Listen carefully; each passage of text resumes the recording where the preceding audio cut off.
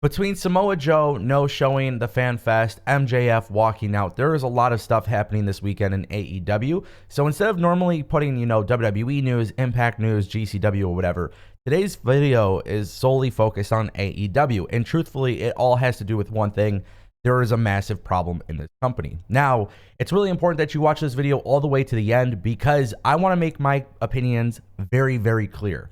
My analysis here has to come off very clear. So I am going to do my best to articulate exactly how I feel before people just assume what this video is about instead of actually listening to what this video is about. Now, for those who are unaware, MJF reportedly no-showed the Fan Fest with AEW. And because of that, AEW had to issue refunds to fans. Now, the belief is that MJF was also booked a plane ticket back to New Jersey. However, there has been no confirmation that he actually left Vegas. Now, before I get into more details there, I just want to make this very clear. My opinion on Naomi and Sasha Banks is the same exact opinion that I have here with MJF. It is 1000% unprofessional to walk away from your job. Doesn't matter who the wrestler is, doesn't matter which company they belong to, it doesn't matter if it's within wrestling or not within wrestling. I do believe it is 1000% unprofessional to walk away from your job. And I also want to make it very clear, I 1000% believe you need to stand up for yourself. If this is the way that you have to do it because the company you work for will not give you any other choice, then I 1000% agree. I also mentioned this in my Naomi and Sasha Banks video. I specifically said that if we were not talking about a wrestling company and we were talking about a retail job or an office job, you would be pissed off if your coworkers left you high and dry and left you with more work and left you to be dissatisfied in your company. However, if they have tried numerous times to get some sort of change and the company's not doing anything about it, I understand that.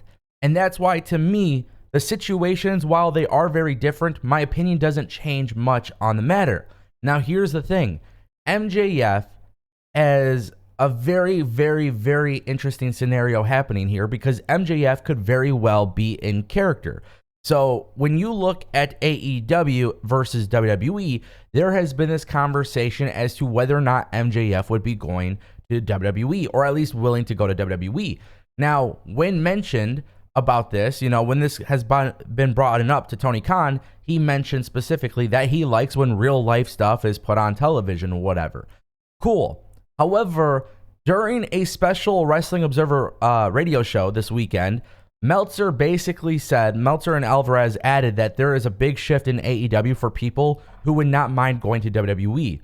There's a lot of people in the company who would be open to going to WWE in the right circumstances, maybe due to money and booking. And a lot of this is largely due to Cody Rhodes. Now, here's the thing. Cody Rhodes, I knew it was a trickle-down effect because that's just how it goes. Go work a retail job. If your friends at this job go to a different company and they tell you how awesome this new company is, you might go to the new company. This is not really out of the ordinary. Whether it's the real world or the wrestling world, it's really not out of the ordinary. So this idea that people are more than willing to possibly check out WWE is not shocking to me. That's issue number one. Now, issue number two is actually somewhat unrelated to the MJF stuff, but don't worry, we'll get back to that in just a moment. Samoa Joe had reportedly no-showed the AEW Double or Nothing Fan Fest. So MJF was not the only person who did this. So specifically, fans in Las Vegas mentioned that Samoa Joe no-showed today's meet and greet. Security told fans that they did not know why he did not no-show, as well because Joe is not known for no-showing events. And then also, there was rumors because there was legitimate issues between MJF and AEW management. Some people thought that might be applied to Samoa Joe, which actually turns out that was not the case. The reason why Samoa Joe had actually no-showed was due to a communication error from AEW. So there is something happening in AEW. They are a younger company. Mistakes are going to happen. Samoa Joe did not no-show because he has an issue with AEW.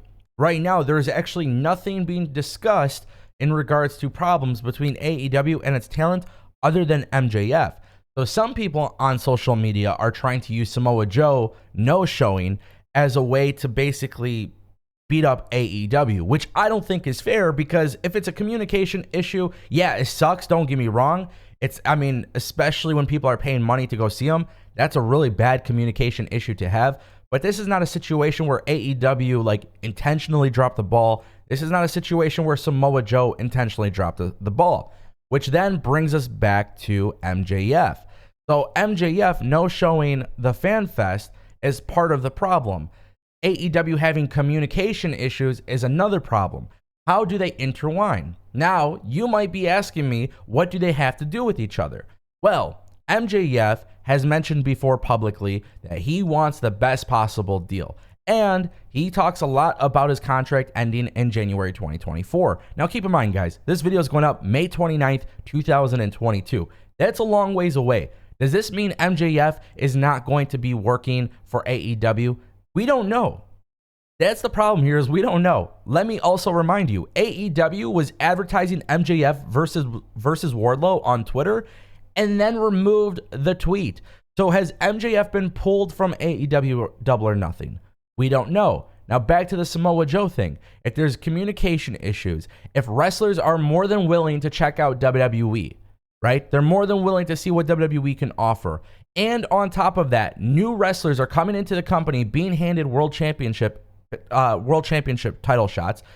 One has to think it is not out of the ordinary for a wrestler to say, you know what? I don't want an extension. I don't want more money. I want to see what all my options are when the time is ready. So this idea that MJF could be working everybody, sure, this dude is in character all the time. I would not be shocked if this was all one big work, get people talking. Again, it's a really, really, really good negotiation tactic, in my opinion, because, you know, AEW is not going to be stupid and no-show. You know what I mean? Just to pull off a work, they're not going to screw over fans. Because at the end of the day, yeah, you're getting refunds, but some people travel to Las Vegas and they get excited. While they're on the plane, they're getting excited to go watch MJF and to go meet MJF. You know what I mean? I don't think AEW would go the extreme lengths to work everybody in this scenario. But in MJF's scenario, he's basically making everything about him. On a weekend where everybody's talking about whether or not CM Punk or Hangman Page is going to walk out as champion, MJF has everybody talking about him. And so when January 2024 comes around, MJF has a big chance to stay with AEW. Because Tony Khan, I genuinely believe Tony Khan's going to pay MJF a shit ton of money. I really do believe it. When that new TV deal comes around, MJF is going to get paid. But will WWE offer him an unfathomable amount of money that nobody sees coming just so they can secure him? And genuinely, I believe WWE would. Now, you could have your own opinion as to whether or not it makes sense for WWE or AEW to sign MJF and whatever it may be. Oh, now he's problematic, he's this, he's that, whatever. But at the end of the day, if you want change, how are you going to get change? How are you going to get change? If you are MJF and you're legitimately upset about this, how are you going to get change? Keep in mind, MJF was brought in from MLW, goes to AEW, he completely becomes a star, and on top of that, you have other people coming in getting paid more money, and the answer to that is, well, hey, we'll give you more money, but you got to stay with us longer? I don't know if I would be up for that. Just like Naomi and Sasha Banks, if you're not happy with your booking, yeah, 1000% it's unprofessional, but if it's unprofessional, because here's the thing, if you have been telling WWE you have problems with booking, if you tell WWE you have problems with them not supporting your other projects and not supporting you and all this stuff, and you're putting one of those contracts, I would be upset too. So yeah, is it 100% unprofessional to walk out of your job? It is, without a doubt, no matter what job it is. But how else are you going to get these companies to learn to value you? I think people forgot that these companies are rich as hell, bro.